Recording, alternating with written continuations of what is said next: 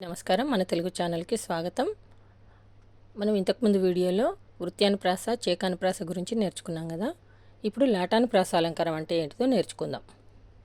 మీరు కన్ఫ్యూజ్ కాకుండా ఉండాలని ఒక్కొక్క అలంకారాన్ని ఒక్కొక్క వీడియోలో చేస్తున్నాను, వివరణతో చేస్తున్నాను. మొత్తం చూస్తే బాగా అర్థమవుతుంది. లాటానుప్రాస అలంకారం అర్థంలో భేదం లేకపోయినా తాత్పర్యంలో భేదం ఉండేటట్లు ఒక పదం 2 సార్లు ప్రయోగించబడితే అది లాటానుప్రాస అలంకారం. అర్థంలో భేదం ఉండదంట, తాత్పర్యంలో మాత్రం భేదం ఉంటుంది. అర్థంలో భేదం లేకుండా తాత్పర్యంలో భేదం ఉంటే ఆ పదం 2 సార్లు ప్రయోగించబడితే అది లాటానుప్రాస అలంకారం. అదేలాగో చూద్దాం.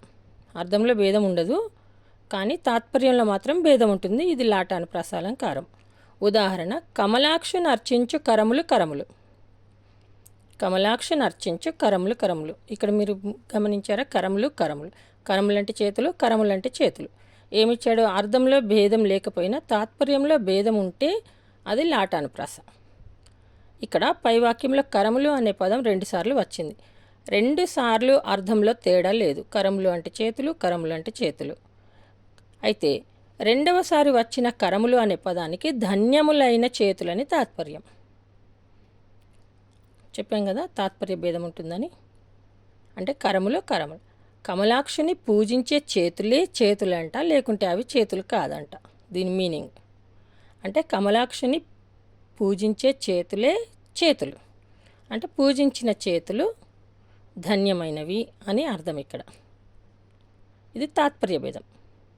పూజించే చేతులే చేతులు, లేకుంటే చేతులు కాదు. ఇది తాత్పర్య భేదం. అంటే ఈ చేతులు ధన్యమైనవి, పూజించే చేతులు ధన్యమైనవి. అందుకోసమని ఇది మనకి లాటానుప్రాస అలంకారం అయింది.